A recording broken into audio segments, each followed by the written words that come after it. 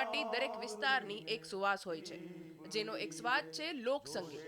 આ તહેવારોમાં રૂબરૂ થવાનો અવસર આવ્યો છે એવા જ એક લોકલાડીલા અને લોકોમાંથી બનેલા કલાકારને કીર્તિદાનભાઈ ગઢવીને. લોકો દ્વારા લોકો માટે બનાવવામાં આવેલું આ ગુજરાતનું લોકસંગીત પોતાનામાં જ એક મોટો વારસો છે આવનારી પેઢી માટે. આ વારસો કેવી રીતે જાળવી શકાય અને તેના માટે જે સતત પ્રયત્નશીલ છે એવા કીર્તિદાન ગઢવી પાસેથી જાણીએ તેમની આ સફર. આજે રૂબરૂ થઈએ. સ્વાગત છે આપનું. નમસ્કાર, સ્વાગત. ગઢવી જ્ઞાતિ કહીએ તો લગભગ સરસ્વતીજીનો વાસ હોય છે, એમના પર એમની કૃપા હોય છે આ જ્ઞાતિ ઉપર. તો કહી શકાય ગળથુથીમાંથી તમે લોકસંગીત શીખીને આવ્યા છો. તમારા પરિવારમાં કહી શકે કે એ ઓલરેડી હતું. તો કહી શકાય ત્યાં એક લાગણી તો હોય છે, એનો તરફી વલણ પણ આપણું હોય છે કે કઈ રીતનું તમારું એક ગ્રૂમિંગ થયું બચપણમાં? હું જે જ્ઞાતિમાંથી આવું છું, જે જ્ઞાતિથી બિલોંગ કરું છું, ચારણ, એટલે આપણે વાત કરીએ સરસ્વતીની કૃપા કરતાં અમે સરસ્વતી પુત્ર કહેવાય સીધા. એટલે બ્લડમાં તો અમને આપણું ગુજરાતનું લોકસંગીત, ચારણી સંગીત બ્લડમાં લઈને જન્મ્યો છું. એટલે મને બહુ ગૌરવ છે કે જે સૂર મેળવવા માટે સરસ્વતીની કેટલી આરાધના કરવી પડે એના તો સીધા સંતાન છીએ અમે. એટલે જન્મજાત મને સંગીત મળ્યું છે. તો તમારા ફાધર પણ મોટા લોકગાયક હતા, તો તમે એમની બાળપણમાં એમની સાથે પણ જતા હશો, ત્યારે કેવા અનુભવ થતા? શું ત્યારથી એક કહી શકાય કે શીખ મળતી આવી, ત્યારથી તમારું ઘડતર થતું આવ્યું? બચપણથી ઘરમાં માહોલ સંગીતનો રહ્યો છે મારા.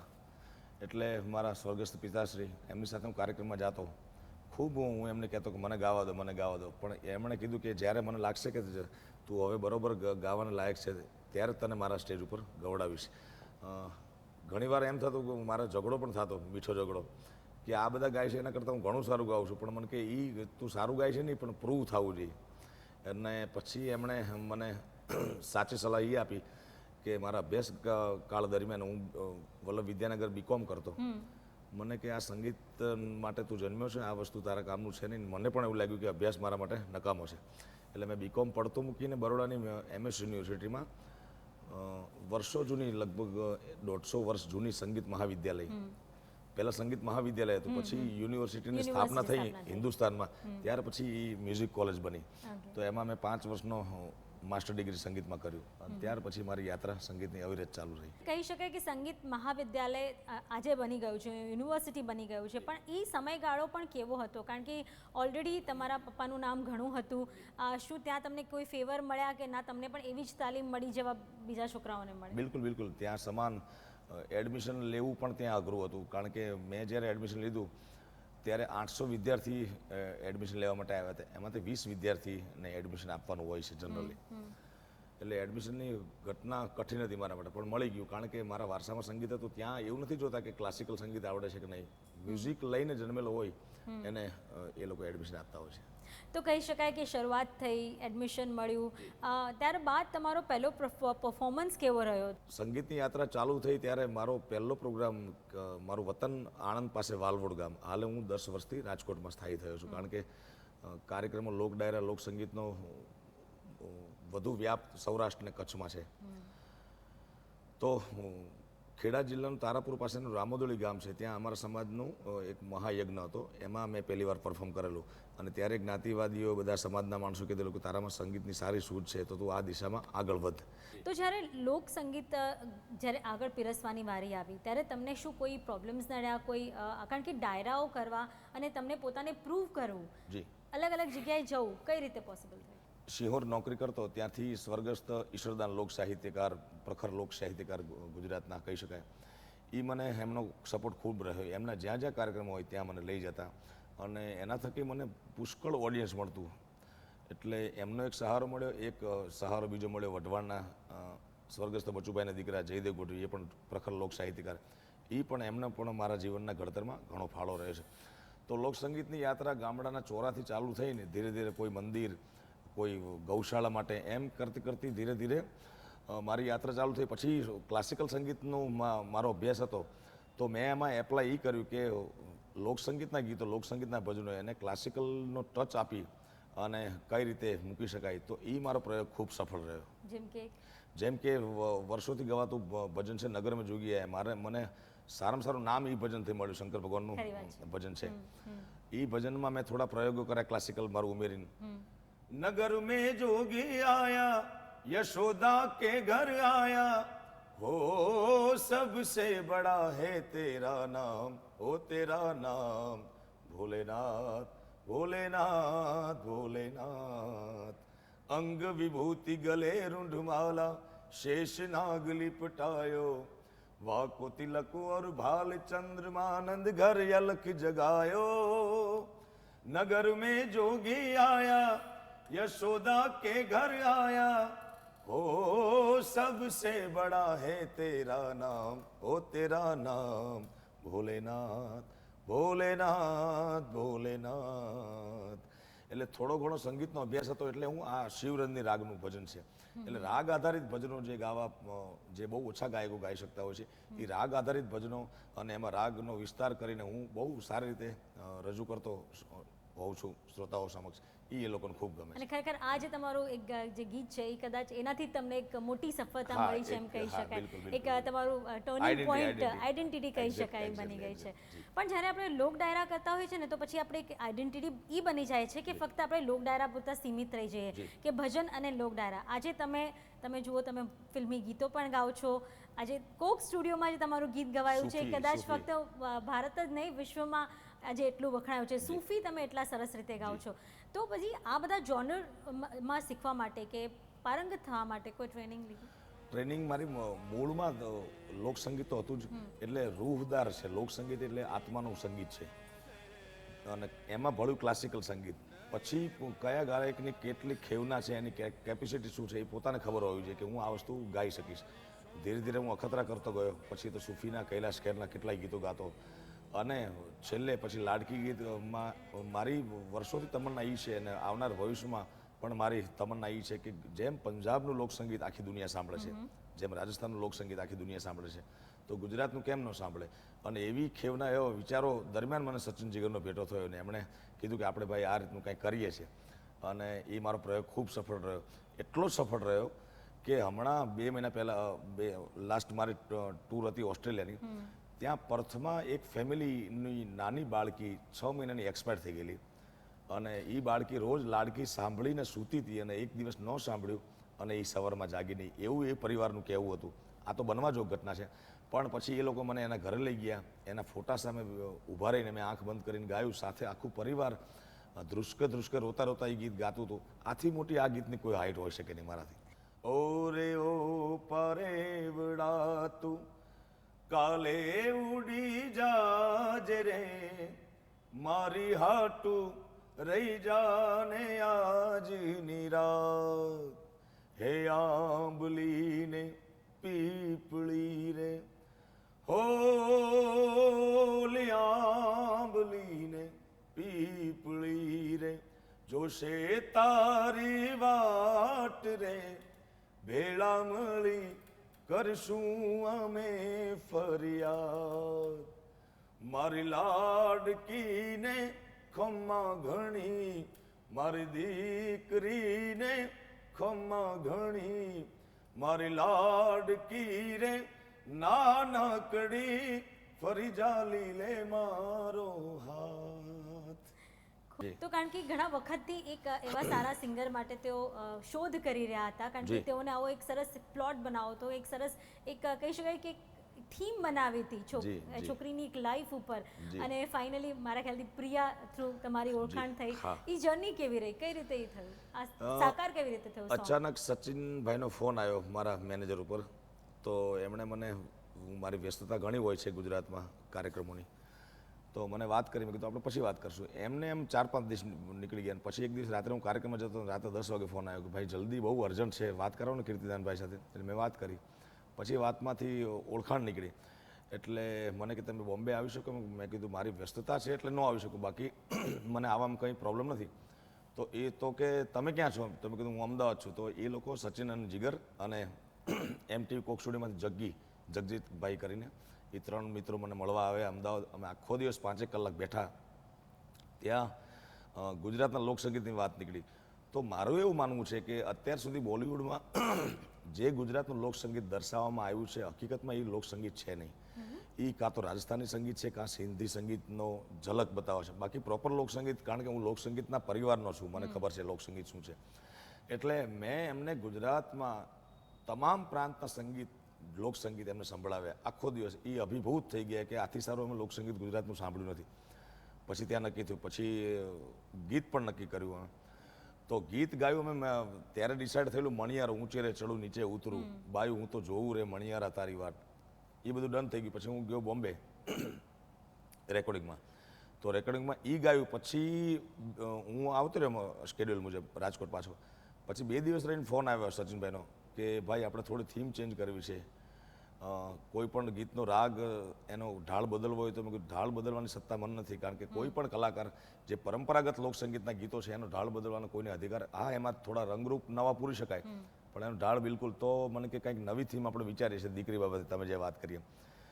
તો મેં કીધું હવે મારે અનુકૂળતા નથી સમયની, તો મારા નસીબી કહેવાય અને આ ગીત મને મળવાનું છે. એટલે તો એ ગીતનો વોઇસ રેકોર્ડ કરવા માટે સચિનભાઈ રાજકોટ આવેલા અને વોઇસ રેકોર્ડ રાજકોટમાં થયો છે. જે મણિયારો તમે કહો છો એનું ઢાળ આમાં આવ્યો છે. એ સોંગ એકચ્યુઅલી કયો છે જરા? ઊંચે રે એ ચડું ને નીચે ઉતરું રે, બાયું હું તો જોવું રે મણિયારા તારી વાત.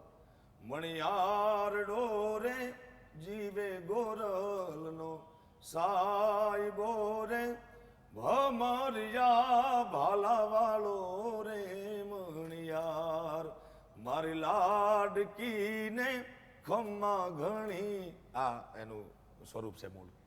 મૂવીમાં આવી ગયા છો, ફિલ્મ ઇન્ડસ્ટ્રીમાં આવી ગયા છો, અને જે રોંગ સાઈડ રાજુથી આપણને જોવા મળી રહ્યું છે, એ કઈ રીતે થયું? એ પણ સચિન જીગરનું મ્યુઝિક છે, એટલે એમાં તો એમને વિચારવાનું કે ચર્ચા કરવાનું કોઈ અવસર જ નહોતો. એમના માટે બેસ્ટ ગરબો એમણે કમ્પોઝ કર્યો છે. અને એના પ્રોડ્યુસર અભિષેક જૈન સાથે વાત થઈ તો કે આમાં કોને લઈશું, તો કીર્તિદાન સિવાય કોઈ ઓપ્શન નથી અમારી પાસે. અને મને બોલાવ્યો અને અમે રેકોર્ડ કર્યું મસ્ત. અને અત્યારે સૌથી વધુ ગુજરાતી મૂવીનું કોઈ પણ ગીત ચાલતું હોય તે રોંગ સાઈડ રાજુનું. ત્યાર પછી ઋષિ વકીલ કરીને અમદાવાદનો બહુ નવયુવાન સંગીતકાર છે, એણે શુભ આરંભ નવું પિક્ચર આવી રહ્યું છે, એમાં પણ મારો એક ગરબો છે. અને હમણાં મારું એક score song, cover song launch થયું છે, જે સૂફી ગીત અને ગુજરાતી લોકસંગીત એને મિક્સ કરેલું, તેરી આંખે. સૂફી ગીત મેં જે હમણાં ગાયું છે એ નુસરત ફતેહ અલી ખાન સાહેબનું ગીત છે, અને એમાં મેં ગુજરાતી એક લોકસંગીતનું ગીત ઉમેર્યું છે. ખંજર હે તેરી આંખે, તલવાર તેરી આંખે, जिंदा न रहने देगी ए यार तेरी आंखें, तेरी आंखें, तेरी आंखें, तेरी आंखें, तेरी आंखें. ए अणियाળી તે ગોરી તારી આંખડી ને કાંઈ, અણિયાળી તે ગોરી તારી આંખડી ને કાંઈ, હું રે આંજેલ એમાં મેશ રે, છેલ મુજો હાલારી રે મણિયારો. આ 2 ગીત આંખ ઉપરના છે, એ લોકસંગીતમાંથી મેં આ ટુકડો ગોતીને એમાં નાખ્યો છે. સરસ. અને શુભારંભમાં કયું સોંગ આવી રહ્યું? શુભારંભમાં એક ગરબો તુષારભાઈ લખેલો છે. ઓ રસ ઘેલી તું ધડકન હું શ્વાસ રે,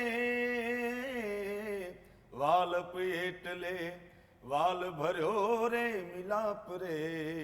ઓ રંગ ઘેલી તું ધડકન હું શ્વાસ રે, વાલ પેટલે વાલ ભર્યો રે મિલાપ રે. હો ગોરી રાધા ને કાળો કાન, ગરબે ઘૂમે ભૂલી ભાન. ગોરી ગોરી રાધા ને કાળો કાન, ગરબે ઘૂમે ભૂલી ભાન. જી. તો કહી શકાય કે હવે એક ફિલ્મ ઇન્ડસ્ટ્રીમાં તમારી આગળ તમે પહેલ કરી દીધી છે, શરૂઆત કરી દીધી છે.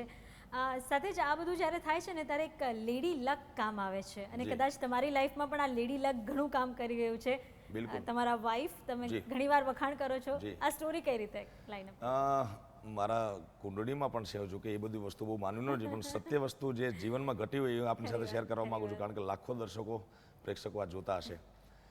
મારી કુંડળીમાં હતું કે લગ્ન પછી ત્યાં સુધી મારું જીવન, મારી જિંદગી, મારું ઘર પરિવાર બધું બહુ જ પુષ્કળ સંઘર્ષમાં હતું. એટલે એટલો સંઘર્ષમાં કે હું જ્યારે મ્યુઝિક કોલેજ બરોડા કરતો ત્યારે અમુક ગાયકોના કેસેટ, ઓડિયો કેસેટના રેકોર્ડિંગમાં હું કોરસમાં પણ ગાવા જતો. ત્યાં 8 કલાકના માત્ર 400 રૂપિયા મળતા, પણ એ ત્યારે મારી જરૂરિયાત હતી. એટલે એટલો સંઘર્ષ કાળ મારો રહ્યો છે ભૂતકાળમાં. પણ જ્યારના મારા લગ્ન થયા ત્યારથી ભાગ્યોદય થઈ ગયો છે ને. અને મારી વાઈફ એટલે કે સોનલ, એનો પુષ્કળ સપોર્ટ છે મને.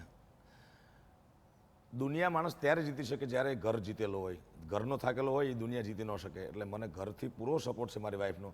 કારણ કે વર્ષમાં 200 ઉપર કાર્યક્રમો હોય છે મારા. હવે થોડું ઓછું કરી નાખ્યું છે. પણ સારા સારા તહેવારો હોય, જન્માષ્ટમી હોય, 7મ 8મ હોય, દિવાળી, ત્યારે પરિવાર મારી વાટ જોઈને બેઠું હોય ને હું આખા ગામને, પ્રેક્ષકોને, લાખો પ્રેક્ષકોને ખુશ કરવા. એટલે એ એમનો ત્યાગ, એમના ત્યાગનું પરિણામ છે જે મારી સફળતા છે. જ્યારે લાઈફ આટલી આગળ વધી જતી હોય છે ત્યારે એક દિશા નક્કી કરવાની હોય છે કે મારે કઈ દિશામાં આગળ વધવું છે. તમે પહેલાં લોક ડાયરા કર્યા, ભજન કર્યા, ત્યારબાદ હવે તમે આવીને એક કહી શકાય ફિલ્મ ઇન્ડસ્ટ્રીમાં આગળ આવી રહ્યા છો. શું આ દિશા નક્કી કરવામાં સમય લાગ્યો? નહીં, તમારું જે ધ્યેય હોય છે અને તમારા માટે નિર્માણ થયેલી હોય છે અમુક વસ્તુ, મારું પોતાનું માનવું છે. આપણી માન્યતા છે કે હું મહેનત કરીને આ કમાઉં છું કે આમ વસ્તુ મને મળે છે. મારા જીવનની વાત કરું તો પરમાત્માની કૃપાથી, માતાજીની દયાથી બધું આપોઆપ ગોઠવાતું આવતું હોય છે. સહજ પ્રયત્ન બધું મળી જાય છે જેના ભાગ્યમાં હોય. બાકી ભાગ્યમાં નથી હોતું તો આખી દુનિયા સંઘર્ષ તો કરે જ છે. ઘણા કલાકારો એવા છે જે જબરજસ્ત ગાય છે પણ કોઈના આશીર્વાદ વગર સક્સેસ મળતી નથી કોઈ પણ ક્ષેત્રમાં. એવું મારું દ્રઢપણે માનવું છે. એટલે મારું હવે ફ્યુચરિક પ્લાનિંગ એ છે કે ગુજરાતી લોકસંગીત, મેં અગાઉની વાત કરી એ પ્રમાણે, કે ગુજરાતી લોકસંગીત આખી દુનિયા સાંભળે એવો પ્રયાસ હું કરવા જઈ રહ્યો છું.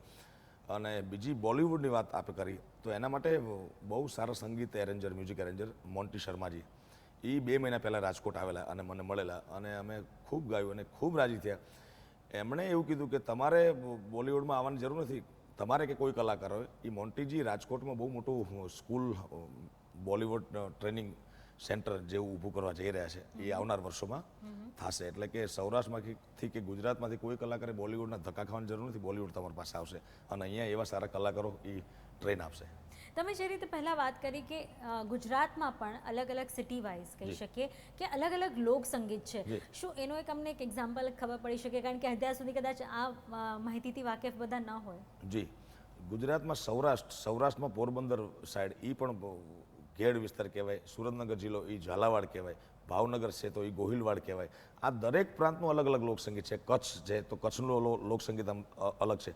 પછી અમદાવાદથી મહેસાણા, હિંમતનગર, બનાસકાંઠા એ ઉત્તર ગુજરાત કહેવાય તો એનું પણ લોકસંગીત અલગ છે. એ બધા લોકસંગીત હું થોડો ગાવાનો પ્રયત્ન કરતો હોઉં છું. અમે સાંભળ્યું છે કે તમે તમારી કરિયરની શરૂઆત પણ કચ્છથી કરી, કારણ કે તમે ખાસ ત્યાં પણ ડાયરા કરવા જતા અને તમે જે રીતે કહી રહ્યા છો કે લોકસંગીત બંનેનું અલગ છે, ત્યાં તમે કઈ રીતનું પ્રેઝન્ટેશન કર્યું?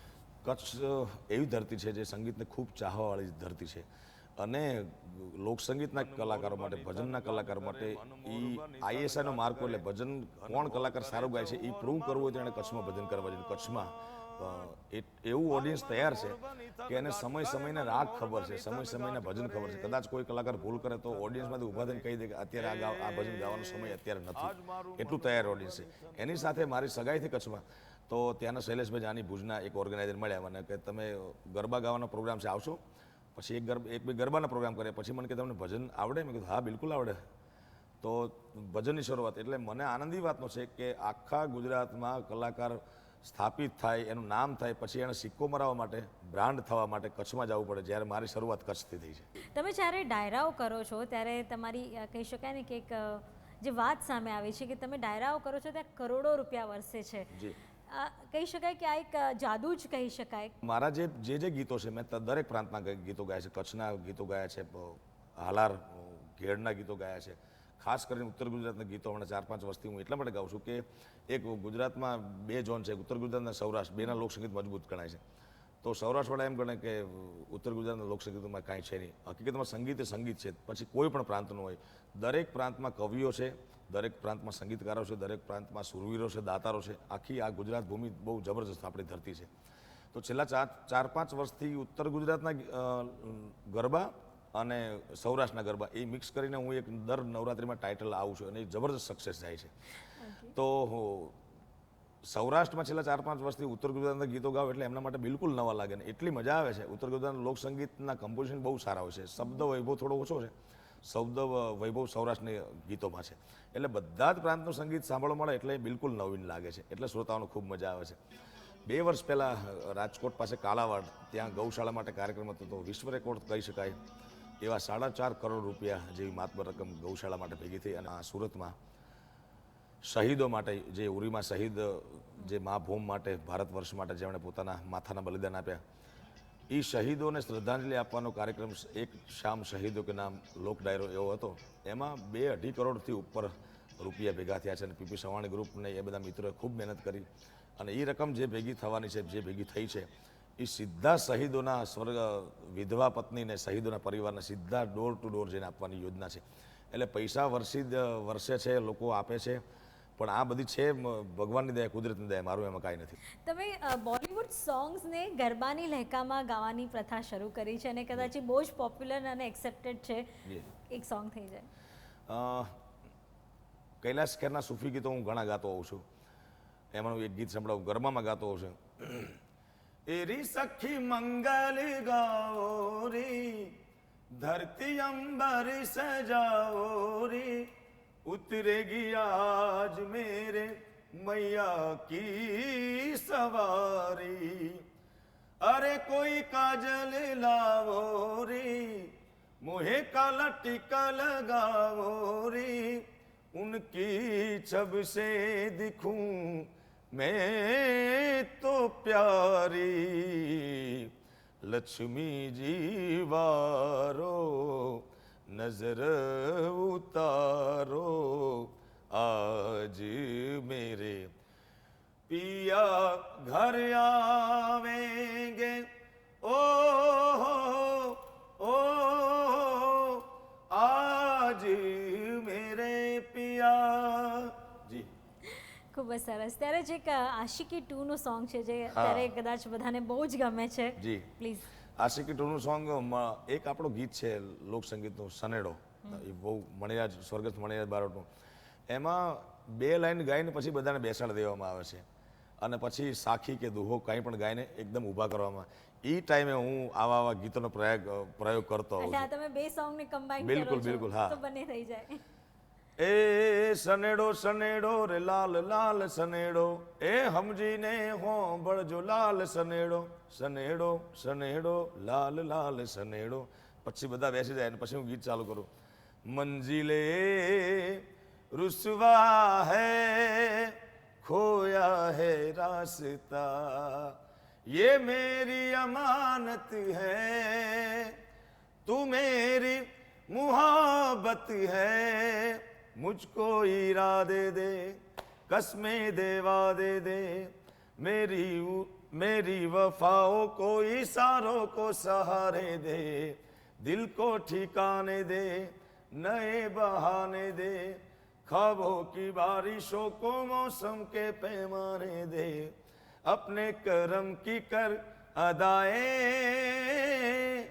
कर ले इधर भी तू निगाहें, सुन रहा है ना तू गा रहा हूँ मैं. જેવા નવતર પ્રયોગ ખૂબ કરું છું. અને પછી પાછું સનેડો, પછી પાછું સનેડો. આ સાંભળીને બેઠા બેઠા માણસો મસ્ત સાંભળે, ઝૂમે, વળી પાસે જ્યાં હતા ત્યાં. જ્યારે તમે દેશમાં નહીં વિદેશમાં જાઓ છો ત્યાં ક્યારથી જવાનું શરૂ કર્યું? પહેલો બ્રેક ક્યારે મળ્યો? હું લગભગ 7-8 વર્ષ પહેલા સતત 4 વર્ષ મેં નવરાત્રી કરી મસ્કતમાં, ઓમાનમાં, સલ્તનત ઓફ ઓમાન. ત્યાર પછી બે એક વર્ષ રહીને હું ગયો લંડન. મોરારી બાપુની કથા હતી વેમ્બલીમાં, ત્યાં અમારો મોટો લોક ડાયરાનો કાર્યક્રમ હતો. એટલે લગભગ 8-10 વર્ષથી જવાનું ચાલુ કર્યું છે વિદેશમાં. અને 2 વર્ષથી હું સતત જાઉં છું કેનેડા. ત્યાં વીકેન્ડ નવરાત્રી હોય એટલે એક શો કરવા માટે કેનેડા જાઉં છું. ગયા વર્ષથી ચાલુ કર્યું. અને આ વર્ષે ઓસ્ટ્રેલિયામાં આપણી નવરાત્રી હોય એના આગલા મહિને નવરાત્રી હોય, તો હું ત્યાં 4 શો નવરાત્રીના ગરબા કરીને હવે મૂળ નવરાત્રી ભારતમાં કરીશ. ત્યારે જ મોરારી બાપુનું નામ આવે તો કહી શકાય કે એ તમને બહુ પસંદ કરે છે. એમના દરેક કહી શકાય કે જ્યારે પણ ક્યાં કથા હોય છે ત્યારે તમને આમંત્રણ આપવામાં આવે છે. એમને કયો પસંદ છે, કયો ભજન પસંદ? એમને માતાજી સોનલ માનો ભાવ, સોનલ માતું આપ કપાળી બાપુને પુષ્કળ ગમે છે. બાપુ જ્યાં હમણાં લાસ્ટ કેનેડા કથામાં હું ગયો તો મને જોઈ ગયા, કીર્તિ આવી ગયો બાપ, અને મને એટલો પ્રેમ કરે છે, પોતાના બાળકને જેમ પ્રેમ કરે એમ. એ તો વિશ્વવંદની સંત છે, એની એક નજર પડી જાય તો આપણું કલ્યાણ થાય. તો મને આટલો બધો પ્રેમ કરે તો મારું કલ્યાણ શું કામ ન થાય? મને જોઈને તરત કીધું કે આવી જાય એમ. સીધું ચાલુ કથામાં મને ગવડાવી. એ માતાજીનો ભાવ આપની સમક્ષ રજૂ કરું.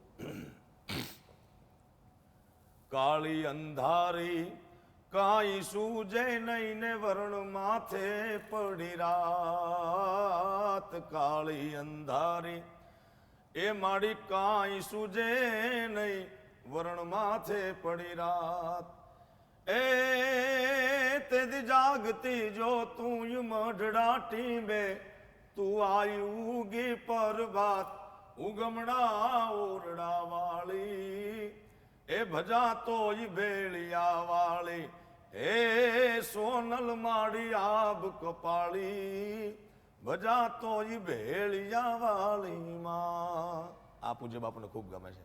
ત્યારે હવે આપણે તમારી આખી લાઈફ જર્ની સાંભળી, તમારી સ્ટ્રગલ સાંભળી. આજે તમને એક દીકરો છે. તમારા પપ્પા પણ તમને આગળ આમાં નહોતા આવવા માંગતા અને પછી એમણે કીધું કે ના તું આવી જા, તને અહીંયા જ લાઇકિંગ છે તો તું આ જ કામ કર. તમારા દીકરાને કઈ રીતની લાઇકિંગ છે? શું તમે પણ એને આ જ કહીશું કે આ જ જનરમાં આગળ વધારશો કે એની પોતાની અલગ લાઇકિંગ્સ છે? એની મારું પોતાનું માનવું એવું છે કે પરિવાર એને કહેવાય કે જે સંતાનની પાછળ રહી અને એને સપોર્ટ કરે. અત્યારે ઘણા સંતાનો ફેલ થાય છે કોઈ પણ ક્ષેત્રમાં. એનું કારણ શું કે મા બાપ જ નક્કી કરે કે તારે એન્જિનિયર થવાનું છે, તારે ડૉક્ટર થવાનું છે, તારે ફલાણું થવાનું છે. રહી વાત કે મારા પિતાએ જોયું મારામાં કે એનામાં સંગીત છે. કારણ કે સંગીત માત્ર એક એવી વસ્તુ છે જે શીખવાથી ઠીક છે પોલિશ થઈ શકે, બાકી જન્મજાત હોય એ જ કલાકાર થઈ શકે છે. એટલે મારામાં એ ગુણ મારા સ્વર્ગસ્થ પિતાશ્રીએ જોયો એટલે એણે મને સપોર્ટ કર્યો. અને પછી મને સપોર્ટ બી ક્યારે કર્યો કે જ્યારે હું એમના પાસે પ્રસ્થાપિત થયો, મેં પ્રૂવ કરી કે હું સારામાં સારું ગાઈ શકું છું. મારો દીકરો કૃષ્ણ હજી તો એને 11 વર્ષની ઉંમર છે. ક્યારેક ગાય, ક્યારેક રેપ સોંગ ગાય, ક્યારેક વેસ્ટર્ન ગાય, ક્યારેક દુહાછંદ ગાય, ક્યારેક એક્ટિંગ. એટલે એની હજુ સ્થિરતા નથી, હજી એની પાછળ છીએ અમે. એને જે પણ પ્રમાણમાં અમારી મદદ, અમારું બેકગ્રાઉન્ડ તો મજબૂત છે એના માટે. એનું જે દિશામાં જવાનું મન હશે એ દિશામાં અમે એને સપોર્ટ કરશું, પણ કોઈ ફિક્સ નથી કર્યું અને કરવાનું પણ નથી. કહી શકીએ આજની પેઢી કે આપણે કહી શકીએ અત્યારનું જે હવે નવું જે અર્બન ગુજરાતી મૂવીઝ આવી રહી છે એને તમે કઈ રીતે મૂલવો છો? કારણ કે તમે પણ વર્ષોથી જોયું હશે જે રીતે ગુજરાતી મૂવીઝ બનતી હતી એ કદાચ યુવાનો જોતા નહોતા અને હવે ખરેખર ટ્રેન્ડ બદલાઈ રહ્યો છે. એ ટ્રેન્ડને તમે કઈ રીતે જુઓ છો? ગુજરાતી ફિલ્મ જગત માટે બહુ સારી ઘટના છે છેલ્લા 2-4 વર્ષથી. નકર આજથી 10-15 વર્ષ પહેલાં જે ગુજરાતી ફિલ્મ હતી 20 વર્ષ પહેલાં એ બહુ જ ઐતિહાસિક ફિલ્મો હતી. ત્યારે ગુજરાતી ફિલ્મ જગતનો કાળ બહુ સારો હતો. વચમાં 10 વર્ષ ગુજરાતી ફિલ્મ માટે, કારણ કે એકની એક સ્ટોરી, એકની એક જાતની સ્ટોરી, નહીં પટકથામાં લેવા દેવા કાંઈ, નહીં સંગીતમાં લેવા દેવા, નહીં શબ્દોમાં લેવા દેવા. એટલે વચ્ચે 10-15 વર્ષનો ગાળો ફિલ્મ જગત માટે ખૂબ ખરાબ હતો, ગુજરાતી ફિલ્મ જગત માટે. પણ જ્યારથી અર્બન મૂવી આવવાનું ચાલુ થયા છે ત્યારથી અર્બન મૂવી જે પણ બનાવે છે એ પ્રોપર મહેનત કરે છે. એ બોલિવૂડનો અભ્યાસ કરે છે, હોલિવૂડનો અભ્યાસ કરે છે કે શું ટેકનિકલ વસ્તુ હોવું જોઈએ, કેવો શોટ હોવો જોઈએ, કેવી સ્ટોરી હોવી જોઈએ, કેવા ગીતો હોવા જોઈએ. એ અભ્યાસ કરીને બહુ મહેનત કરીને બનાવે છે. એટલે નકર 10-15 વર્ષ પહેલાંનો જે કાળ ગયો એમાં કોઈ સારું માણસ કે બધા સારા માણસો છે પણ અમુક ક્લાસ એ જોતો હતો, બાકી જનરલ 100% યુવાનો બિલકુલ જોતા નહીં. લોક સંગીતથી એટલા કહી શકાય કે નજીક છો કે લોકોના મનમાં તમે વસી ગયા છો અને અમારી સાથે પણ આટલી સરસ મ્યુઝિકલ જર્ની આપણે અત્યારે વિતાવી. ખૂબ ખૂબ આભાર અમારી સાથે ચર્ચામાં. Thank you so much.